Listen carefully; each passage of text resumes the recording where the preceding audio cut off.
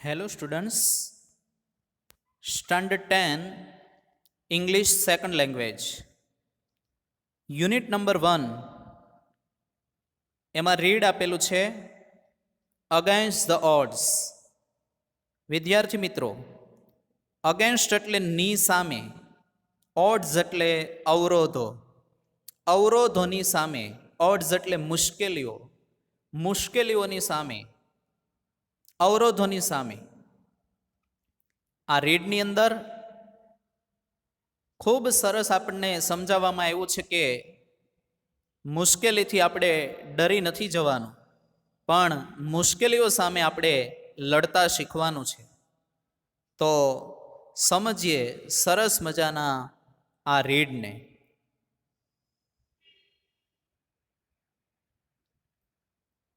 Against the ઓડ્સની અંદર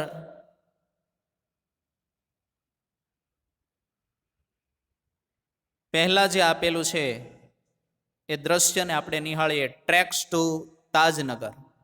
tracks એટલે પાટા, ટુ તાજનગર, તાજનગરના પાટા.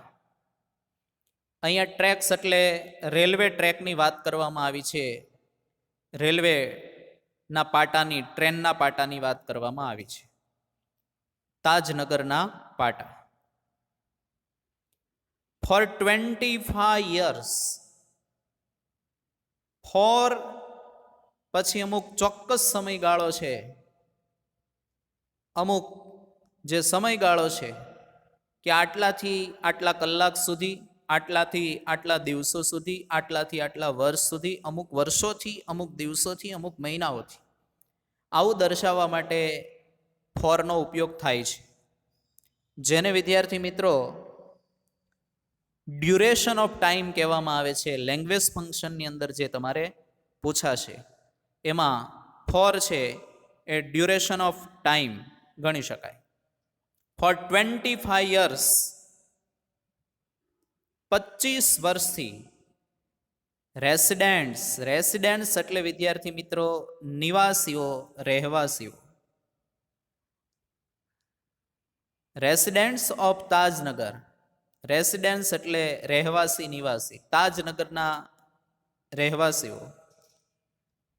વિલેજ નિયર ગુરગાંવ, વિલેજ એટલે ગામ, ગુરગાંવ નજીક આવેલું જે તાજનગર નામનું ગામ છે ત્યાંના રહેવાસીઓ. Lobbied for a railway station, lobbied એટલે માગણી કરવી, for railway station in their village. 25 વર્ષથી ગુરગાંવ નજીક આવેલા તાજનગર ગામના નિવાસીઓ એના ગામની અંદર રેલવે સ્ટેશનની માગણી કરતા આવ્યા હતા, માગણી કરતા હતા. વેન ધેર ડિમાન્ડ, ડિમાન્ડ એટલે માંગ, વોઝ નોટ મેટ એટલે જ્યારે તેમની માંગ છે એ પૂર્તિ ન થઈ, એમના માંગની પૂર્તિ ન થઈ. કહેવાનો મિનિંગ છે કે એમની માંગ છે એ સંતોષાય નહીં, ત્યારે ધ વિલેજર્સ, વિલેજર્સ એટલે ગામ લોકો, decided to take matters, decided એટલે નક્કી કરવું, ટેક મેટર્સ એટલે મેટર્સ એટલે બાબત, અને take into their own hands એટલે પોતાના હાથમાં બાબત લેવાનું નક્કી કર્યું. આ કામ પોતે જાતે ઉઠાવવાનું નક્કી કર્યું.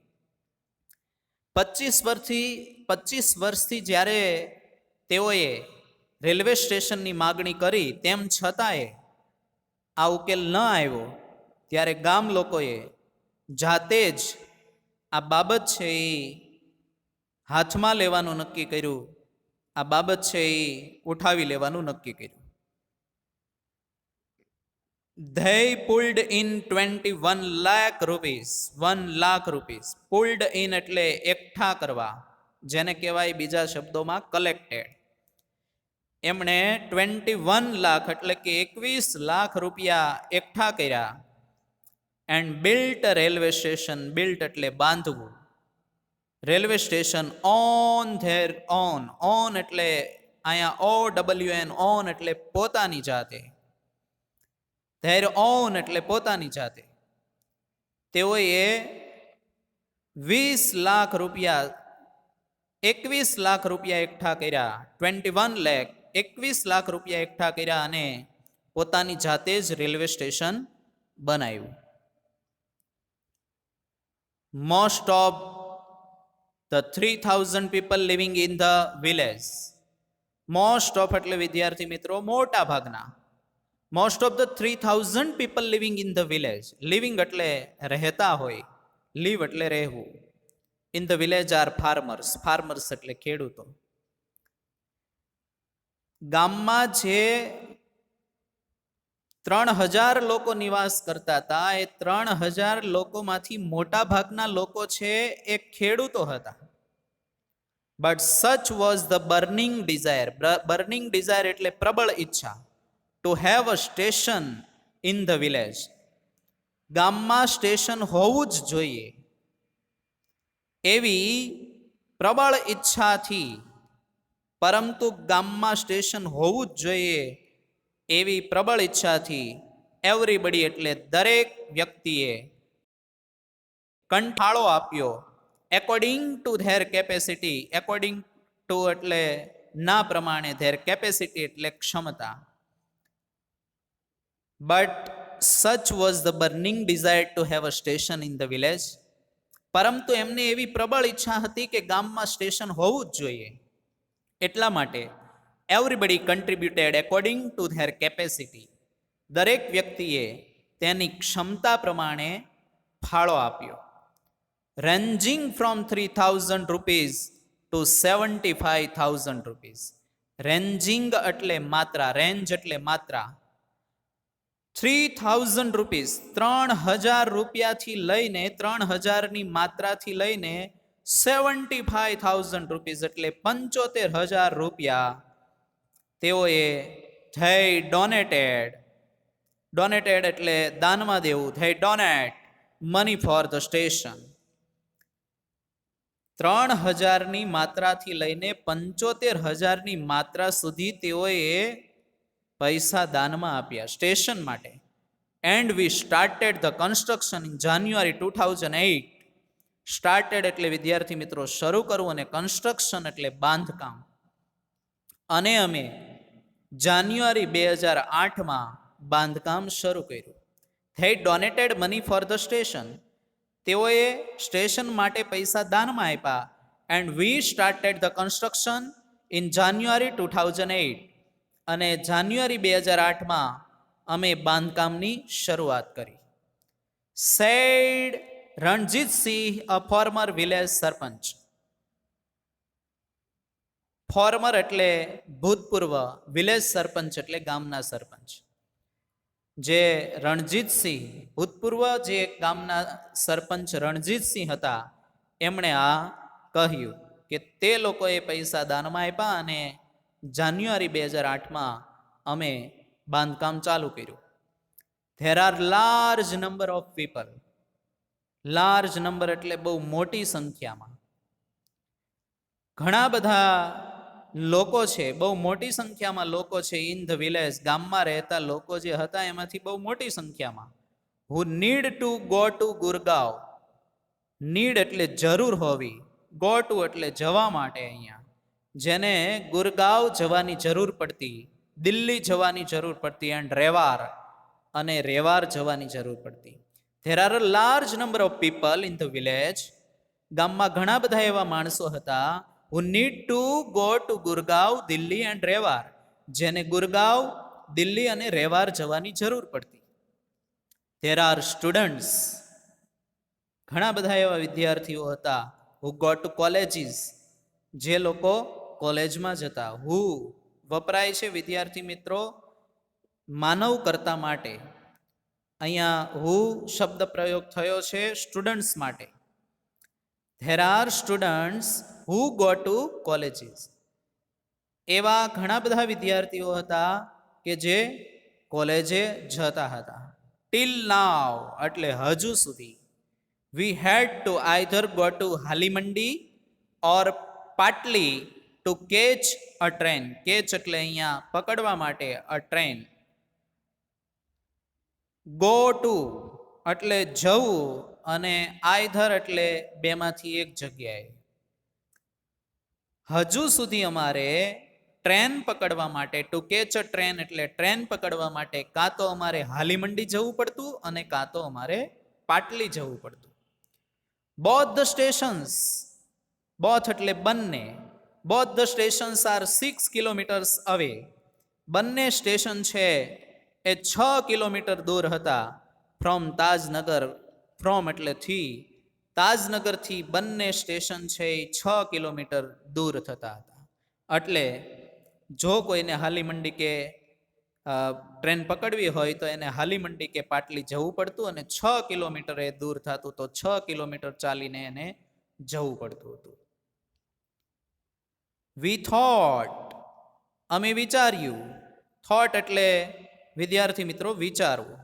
વી thought when railways lines passed through the village. Through એટલે માંથી. જ્યારે રેલવે લાઇન છે એ પાસડ એટલે પસાર થવું, પાસડ થ્રુ એટલે માંથી પસાર થવું. જ્યારે રેલવે લાઇન છે એ ગામમાંથી પસાર થઈ હોવાથી વી would have a station here. અમારે અહીંયા સ્ટેશન હોવું જોઈએ. વુડ હેવ એટલે હોવું જોઈએ, હિયર એટલે અહીંયા.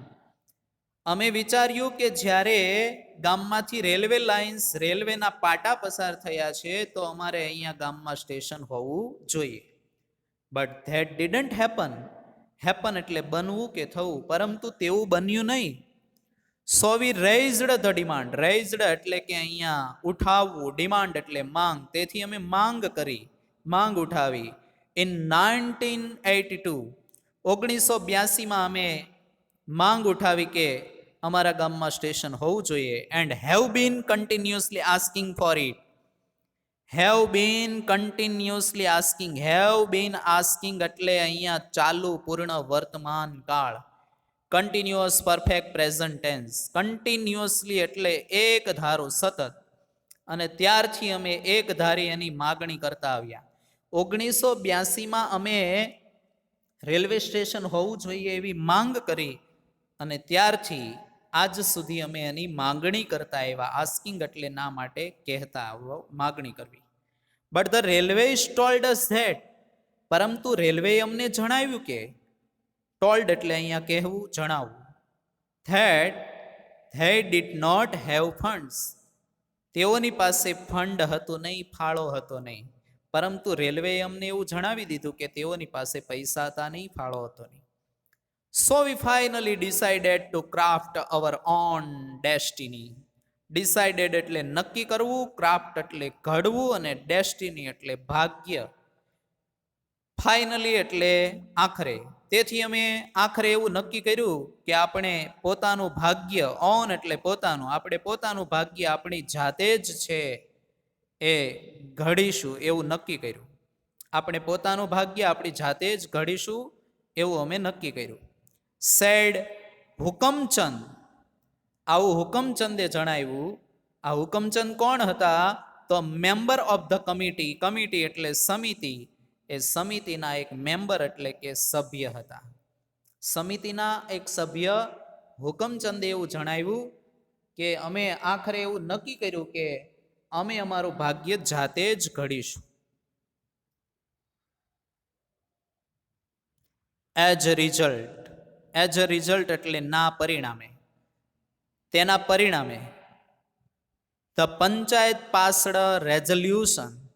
પાસડ એટલે પસાર કરવું ને રેઝોલ્યુશન એટલે એક ઠરાવ પસાર કર્યો. ઇન 2008. તેથી પંચાયતે 2008માં એક ઠરાવ પસાર કર્યો. સેઇંગ ધેટ, એવું કહેતા કે since the railway was not able. Able એટલે સક્ષમ હોવું, પણ નોટ એબલ એટલે અહીંયા અસક્ષમ હોવું, સક્ષમ ના હોવું. બિલ્ડ એટલે બાંધવું. અ સ્ટેશન ફોર ધેમ. એમાં એવું કીધું કે રેલવે સ્ટેશન બાંધવા માટે સક્ષમ ન હોવાથી, સિન્સ એટલે અહીંયા હોવાથી, they would do it for themselves. themselves એટલે પોતાની જાતે. would do એટલે કરવું જોઈએ, આ કાર્ય કરવું જોઈએ.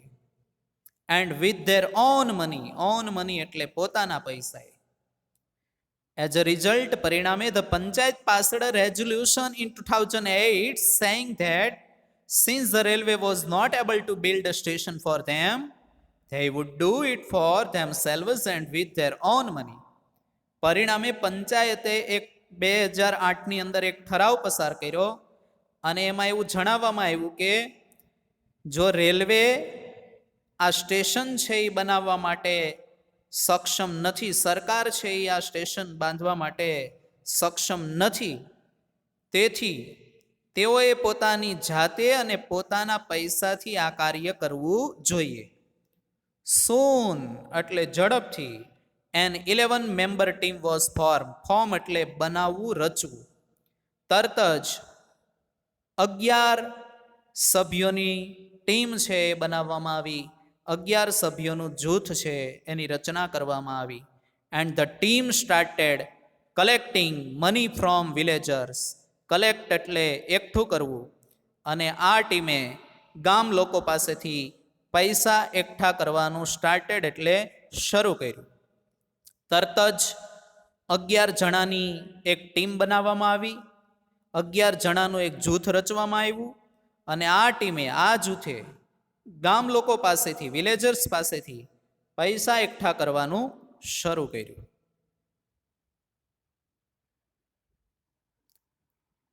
એના પછી વિદ્યાર્થી મિત્રો,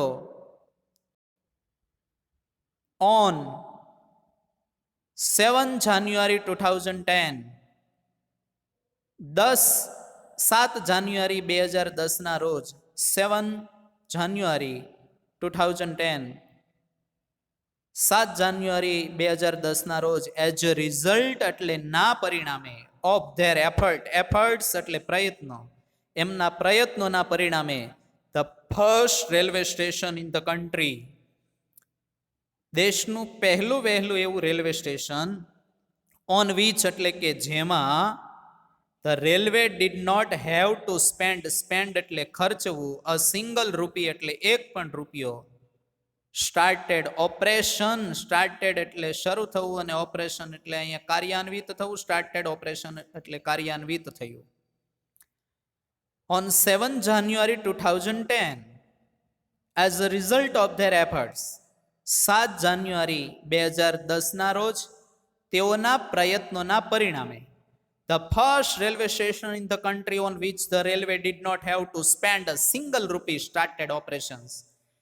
રેલવેએ એક પૈસો પણ ન ખર્ચ્યો હોય એવું દેશનું પહેલું વહેલું રેલવે સ્ટેશન છે એ સ્ટાર્ટેડ ઓપરેશન્સ એટલે કાર્યાન્વિત થયું. વિદ્યાર્થી મિત્રો, આપણે જોયું કે ગામની અંદર રેલવે લાઈન છે એ પસાર થઈ, એના 25 વર્ષ વીતી ગયા, અને 25 વર્ષથી ગામ લોકો છે એ રેલવે સ્ટેશનની માગણી કરતા હતા. તેમ છતાંય જ્યારે રેલવે એવું જણાવ્યું કે અમારી પાસે કોઈ ફંડ નથી રેલવે સ્ટેશન બનાવવા માટે, ત્યારે ગામ લોકોએ આ મુશ્કેલીને પાર પાડવા માટે બધા એક મત થઈને એઓએ ટીમ રચી, અને એ ટીમે પૈસા એકઠા કરવાનું ચાલુ કર્યું, અને લોકોએ 3000ની માત્રાથી લઈને 75,000 સુધીની રકમ છે એ દાનમાં આપી, અને પૂરા રૂપિયા 21 લાખ છે એકઠા કર્યા, અને દેશનું એવું પહેલું વહેલું રેલવે સ્ટેશન બનાવ્યું કે જેમાં સરકારે એક પણ રૂપિયાનો ખર્ચ ના કરવો હોય, ન કરવો પડ્યો હોય. તો કહેવાનો અર્થ એ છે કે આ મુશ્કેલીને બધાએ એક સાથે ઉઠાવી લીધી તો મુશ્કેલી પણ પાર પડી ગઈ. એમ જીવનમાં કોઈ પણ મુશ્કેલી આવે તો તેનો સામનો કરીને એને પાર પાડી શકાય છે અને મુશ્કેલીને દૂર કરી શકાય છે.